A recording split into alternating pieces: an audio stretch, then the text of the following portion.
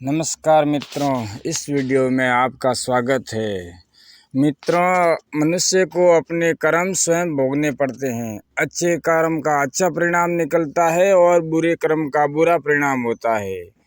अच्छे बुरे कर्मों का फल तुम्हें स्वयं ही मिलेगा। इसी बात को भगवान बुद्ध कहते हैं कि अच्छे कर्म का परिणाम अच्छा ही होता है और बुरे कर्म का परिणाम बुरा ही होता है। संत ने कहा कि व्यवहारिक दृष्टि से भी कोई मनुष्य मदिरा पीने का कर्म करता है तो मदिरा पीने का परिणाम उस मनुष्य को मिलता ही है। इसके विपरीत कोई व्यक्ति शहद पीने का कर्म करता है तो उसकी जीवा मीठी हो जाती है। ठीक इसी तरह से सब कर्मों का अपना स्वभाव होता है। वह अपने कार्य अनुसार कर्मानुसार अपना स्वभाव छोड़ता है। एक समय काशीपुर नामक गांव में वज्र नाम का एक चोर रहता था। चोर नाम के भांति ही वज्र हृदय का था। उसे जिसका जो मिलता चुरा लेता था। उसे तनिक भी दया नहीं आती थी कि उस सामान के स्वामी को कितना कष्ट होगा। वह चुराए हुए धन को सिपाहियों के भय से जंगल में जमीन में के अंदर छुपा देता था। एक रात वीरदत्त नाम के लकड़हारे ने ये घटना देख ली और चोर के जाने के पश्चात जमीन खोदकर उसके चुराए हुए धन का 10वां हिस्सा निकाल दिया और गड्ढे को पहले की भांति ढक दिया। लकड़हारा इतनी चालाकी से सामान निकालता कि चोर को इस चोरी का पता ही नहीं चलता था। एक दिन लकड़हारा अपनी पत्नी को धन देते हुए बोला कि तुम रोज धन मांगा करती थी, लो आज पर्याप्त धन इकट्ठा हो गया है।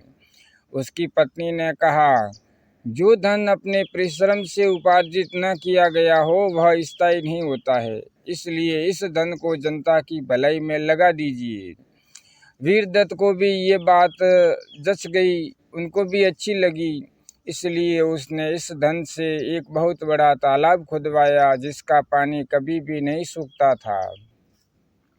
लेकिन इसमें सीढ़ियाँ लगनी रह गई थी और सारे पैसे समाप्त हो गए थे। तो वह फिर से छिपकर शोर का अनुसरण करने लगा कि वह धन कहाँ छुपाता है।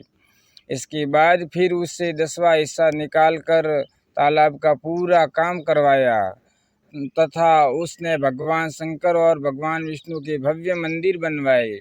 बंजर जमीन पर खेत बनवाए और गरीबों में वितरित कर दिए। गरीबों ने उसकी सेवा से प्रसन्न होकर उसका नाम पुण्यकर्मा रखा। जब पुण्यकर्मा की मृत्यु हुई तब एक ओर से यमदूत आए और एक ओर से भगवान शंकर के गण आए।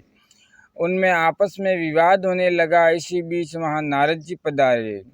नारद जी ने उनको समझाया कि आप विवाद न करें। इस लकड़हारे ने चोरी के धन से परोपकार के कामों को कराया है, इसलिए जब तक यह कुमार्ग से अर्जित धन का प्रायश्चित नहीं कर लेता तब तक वायु रूप में अंतरिक्ष में विचरता रहेगा, यानी वायु रूप प्रेत बनता हुआ घूमता रहेगा।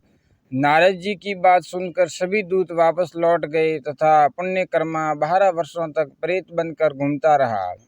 नारद जी ने लकड़हारे की पत्नी से कहा, तुमने अपने पति को सद्मार्ग दिखाया है, इसलिए तुम ब्रह्मलोक में जाओगी। लेकिन लकड़हारे की पत्नी अपने पति के दुख से दुखी थी। वह देव ऋषि से बोली, जब तक मेरे पति को देह नहीं मिलती तब तक मैं यहीं रहूंगी। जो गति मेरे पति की हुई वही गति मैं भी चाहती हूँ। ये बातें सुनकर देव ऋषि बहुत प्रसन्न हुए। उन्होंने बताया कि तुम अपने पति की मुक्ति के लिए शिव जी की आराधना करो, यानी भगवान शंकर का भजन करो। उसने अपने पति की मुक्ति के लिए अथक मेहनत से भगवान शिव की आराधना की, उपासना की। इससे उसके पति के चोरी का पाप धुल गया। फिर दोनों पति पत्नी को उत्तम लोक मिला।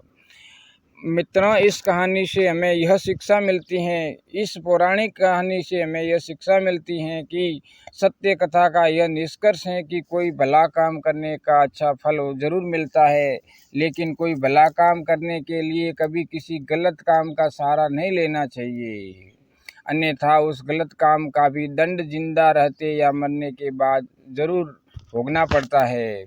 जय जय श्री सीताराम, जय जय राधे कृष्ण, सबका कल्याण हो। मित्रों, अगर आपको यह कथा पसंद आई हो तो इस वीडियो को लाइक करना, ऐसे ही वीडियो सुनने के लिए चैनल को सब्सक्राइब करना और आगे से आगे शेयर करना।